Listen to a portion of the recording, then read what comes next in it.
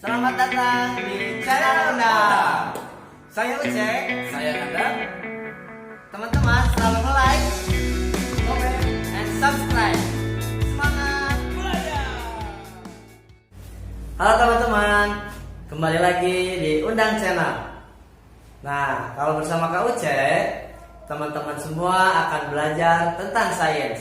Nah, materi yang akan kita pelajari yaitu materi sains di kelas 4 tentang bab 1, bagian tubuh hewan dan tumbuhan beserta fungsinya. Nah, kita masuk ke tujuan pembelajarannya. Nah, kakak harap teman-teman dapat menjelaskan tentang hubungan antara bentuk dan fungsi bagian tubuh hewan dan tumbuhan. Nah, yang kedua, teman-teman harus bisa membuat laporan pengamatan tentang hubungan antara bentuk dan fungsi bagian tubuh hewan dan tumbuhan. Nah, itu tujuan pembelajaran kita kali ini. Pertama yang akan kita pelajari yaitu tentang bagian tubuh hewan dan fungsinya. Nah, terus yang pertama yaitu ada mamalia, kemudian insekta atau hewan serangga, yang ketiga ada ikan, yang keempat ada aves atau hewan unggas. Nah, yang kelima ada reptilia dan yang keenam ada amfibi. Untuk yang pertama, kita akan pelajari tentang mamalia. Nah, mamalia ini yaitu hewan yang dapat melahirkan. Seperti yang teman-teman lihat bahwa di sini ada beberapa contoh hewan ya. Ada harimau, kemudian ada badak, gajah, dan hewan lainnya. Nah, di sini kakak ambil contoh kucing. Kucing ini merupakan salah satu hewan mamalia. Dia pun memiliki bentuk dan fungsinya masing-masing. Kita lihat ada apa aja nih bagian dari kucing. Nah, kucing itu tentu dia memiliki kepala. Kepala kucing itu terdapat mata, fungsinya untuk melihat. Kemudian ada hidung untuk indera penciumannya. Kemudian ada telinga juga, fungsinya untuk mendengar. Nah, di situ juga ada mulut, tentunya untuk makan kucingnya ya. Selanjutnya, nah di kucing itu tentunya ada badan ya. Badan kucing itu dia ditutupi seluruhnya oleh rambut. Betul sekali. Nah, rambut itu fungsinya untuk menutupi kulit kucing. Tidak lupa juga bahwa kucing itu bernafas menggunakan paru-paru dan bergerak menggunakan kaki. Selanjutnya yaitu ada bagian ekor. Betul sekali. Nah, ekor itu yaitu fungsinya untuk proses penyeimbangan kucing saat dia bergerak atau berlari. Selanjutnya yaitu tentang ciri-ciri mamalia. Ada apa aja sih ciri-ciri dari mamalia itu? Nah, yang pertama tentunya dia memiliki daun telinga ya. Seperti kita, manusia juga memiliki daun telinga. Selanjutnya yaitu dia memiliki kelenjar susu. Yang ketiga, tubuhnya ditutupi oleh rambut. Seperti halnya kita, di tangan kita juga ada bulu-bulu, ada rambut-rambut yang sangat halus, kemudian di kaki dan di beberapa bagian tubuh lainnya. Yang keempat yaitu dia bernafas menggunakan paru-paru. Nah, dari ciri-ciri mamalia ini ternyata beberapa poin dan hampir semuanya mirip ya, kayak kita, seperti kita manusia. Nah, betul sekali bahwa manusia juga tergolong dalam kelompok mamalia. Selanjutnya, nah mamalia ini selain dia memiliki hewan di darat, tentunya mamalia ada juga hewan yang di laut. Seperti gambar berikut, bahwa lumba-lumba juga ternyata termasuk ke dalam mamalia loh. Kenapa mamalia? Nah, karena dia bernafas menggunakan paru-paru. Kita lihat nih, ada apa aja bagian dari lumba-lumba. Nah, yang pertama itu ada sirip punggung. Sirip punggung ini fungsinya untuk penyeimbang proses berenangnya lumba-lumba ya. Selanjutnya ada lubang udara. Tentunya fungsi lubang udara pada lumba-lumba ini untuk proses pernafasannya. Selanjutnya ada bagian badan, Kemudian ada bagian mulut. Nah, mulut pada lumba-lumba ini dia fungsinya untuk mencari makan atau memakan makanannya ya tentunya. Selanjutnya ada bagian sirip badan. Nah, lumba-lumba ini bergerak menggunakan sirip ya, bukan dengan kaki atau lengan. Bahwa lumba-lumba ini bergerak menggunakan sirip badan dan sirip punggungnya. Selanjutnya ada bagian ekor. Nah, ekor ini fungsinya untuk penyeimbang lumba-lumba pada saat dia berenang di lautan. Kali ini kita belajar tentang insekta. Nah, apa itu insekta? Insekta itu adalah hewan serangga ya. Nah, hewan serangga itu seperti yang teman-teman semua lihat bahwa ada kupu-kupu, kemudian belalang, ada capung, dan ada juga kumbang. Nah, di sini kakak ambil salah satunya yaitu capung. Capung ini dia bergerak menggunakan sayap ya tentunya. Kemudian insekta ini dia bernafas menggunakan trakea. Tapi kita lihat aja nih, ada apa aja bagian dari capung.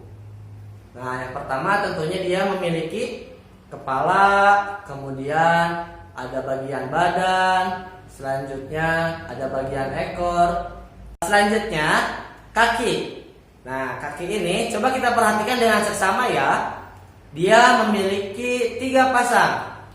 Ada 2 di depan, 2 di tengah, dan 2 juga paling akhir yang dekat ke sayap. Nah, ini harus diperhatikan bahwa hampir semua insekta itu memiliki 3 pasang kaki. Selanjutnya yaitu kita pelajari tentang jenis-jenis mulut insekta. Nah, yang pertama itu ada penjilat, kemudian pengisap, yang ketiga ada pengisap dan penusuk. Nah, serta yang terakhir ada penggigit dan pengunyah.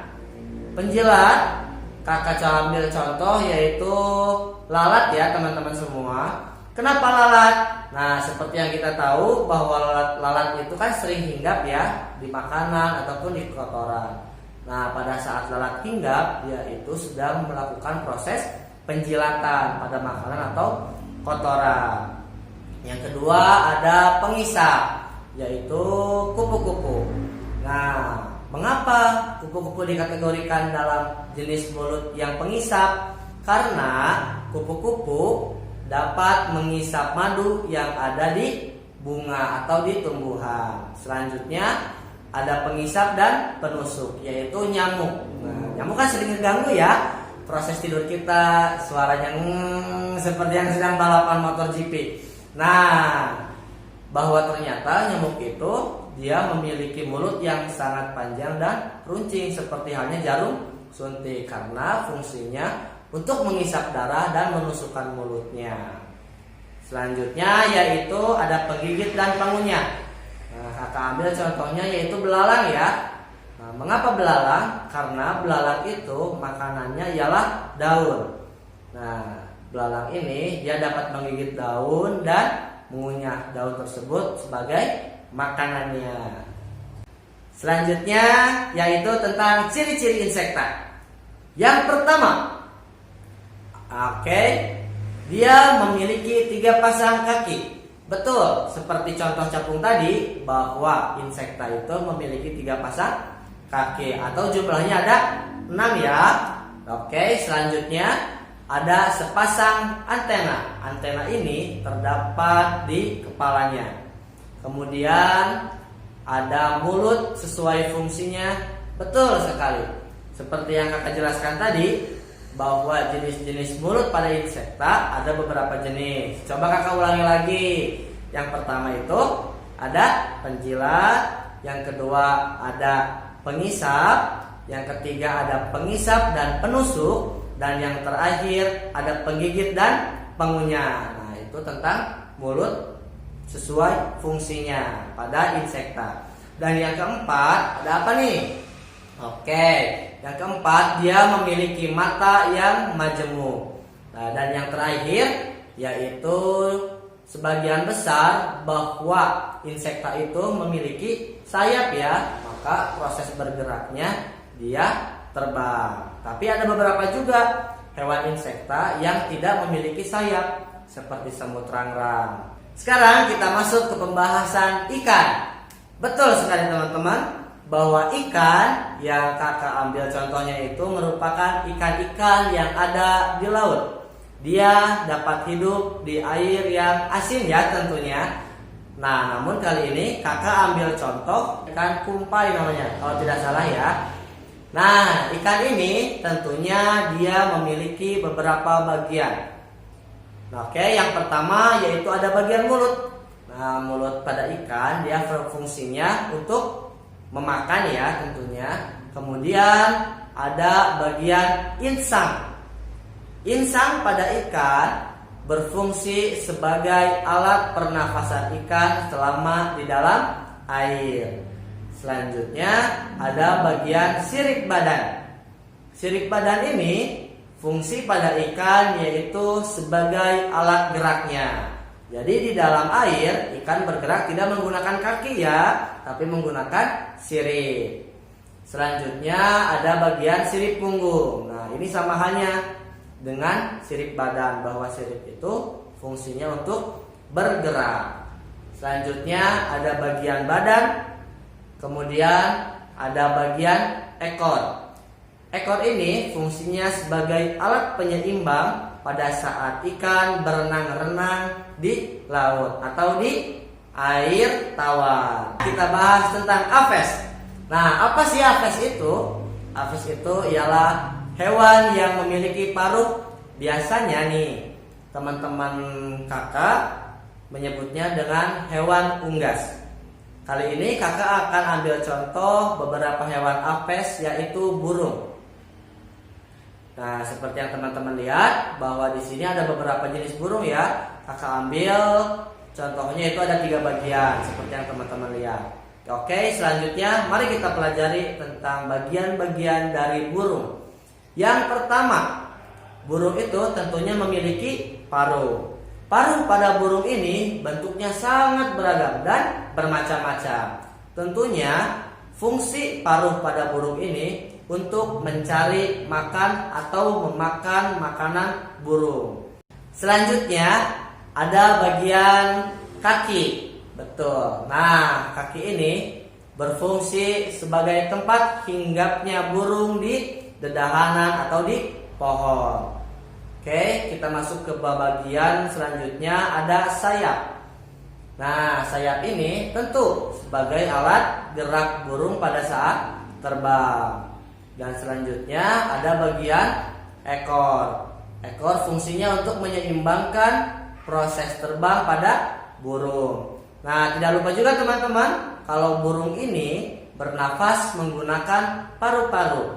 Namun pada saat terbang, burung itu juga dibantu oleh pundi-pundi udara atau kantong udara. Oke, selanjutnya kita masuk ke dalam pembahasan jenis-jenis paruh burung. Jenis-jenis paruh burung yaitu yang pertama ada pencari makan di lumpur, yang kedua ada pemakan daging, yang ketiga ada pemakan ikan, nah dan terakhir ada penghisap madu. Nah, teman-teman kan sering lihat bebek ya, dia sering main-main di lumpur, kemudian kadang berenang-renang di sungai. Nah, ternyata bebek memiliki paruh yang agak sedikit panjang, fungsinya untuk mencari makan di lumpur. Kemudian ada elang, yaitu dia memiliki paruh untuk pemakan daging. Coba kita perhatikan dengan seksama bahwa di elang itu dia memiliki paruh yang agak sedikit tajam. Nah, tentu fungsinya untuk mencabik-cabik daging yang akan ia makan ya. Selanjutnya ada pemakan ikan. Kakak ambil di sini contohnya yaitu burung pelikan.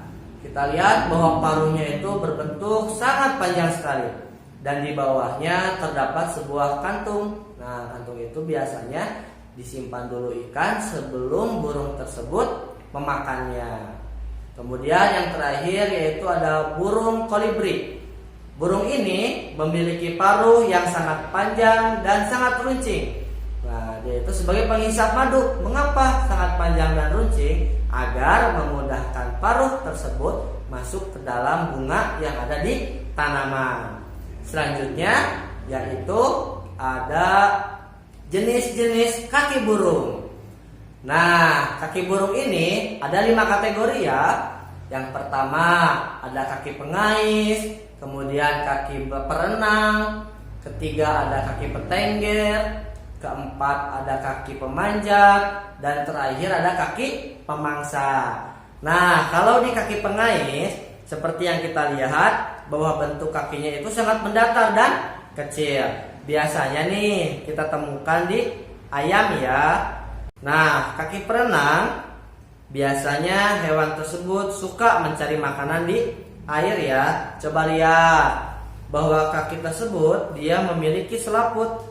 Di antara jari-jarinya ada selaput.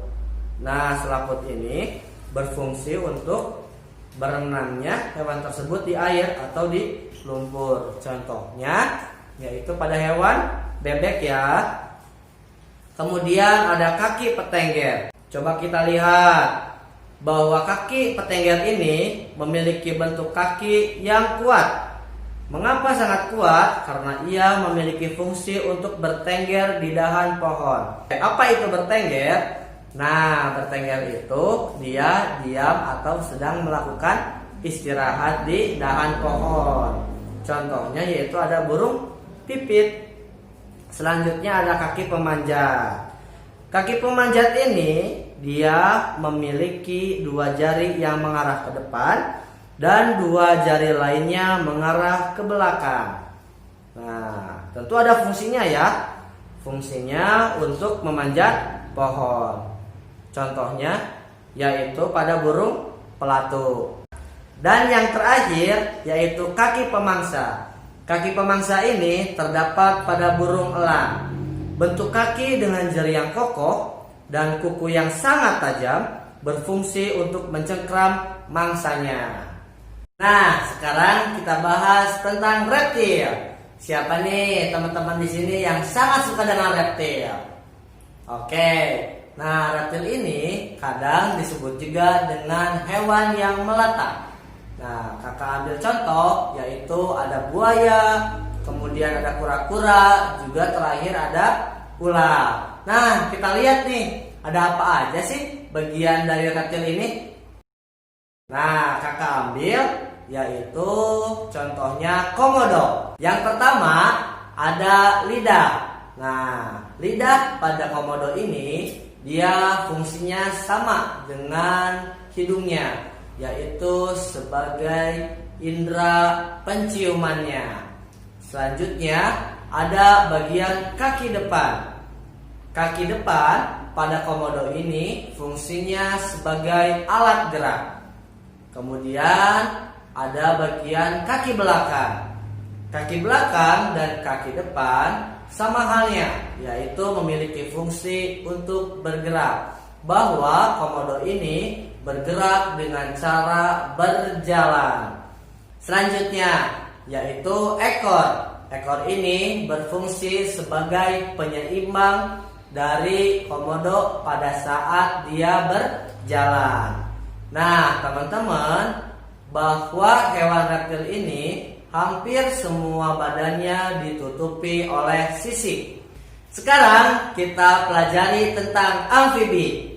Teman-teman harus diingat ya bahwa amfibi ini dia dapat hidup di 2 alam, yaitu dia dapat hidup di air, juga dapat hidup juga di darat. Nah, ketika di darat, amfibi dibantu pernafasannya menggunakan paru-paru, sedangkan pada saat di air, amfibi ini pernafasannya dibantu oleh kulit.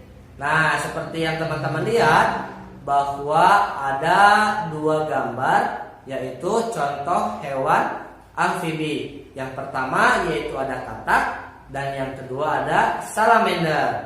Nah, kita lihat ada apa aja sih bagian dari amfibi ini?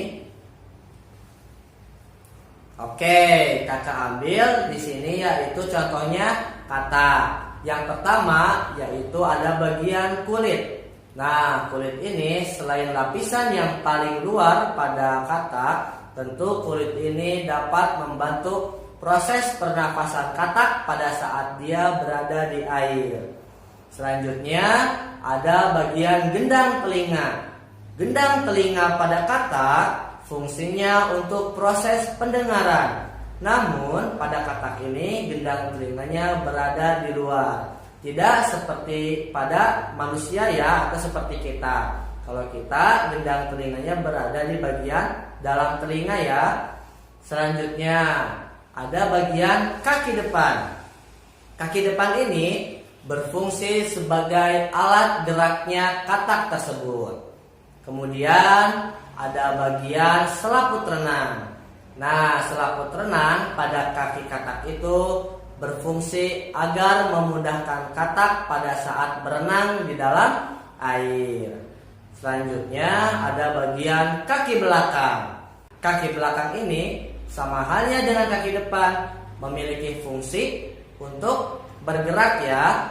Nah, namun teman-teman harus ingat bahwa katak ini bergerak tidak dengan berjalan ya, tapi dengan cara melompat. Nah, itu dia teman-teman yang kita pelajari hari ini, yaitu tentang bentuk dan fungsi pada hewan. Semoga video yang kakak buat ini dapat bermanfaat ya buat teman-teman semuanya. Kalau teman-teman ada yang ingin ditanyakan, silakan. Boleh teman-teman tulis di kolom komentar. Selalu ingat, like, comment, and subscribe. Dukung terus channel kami ya.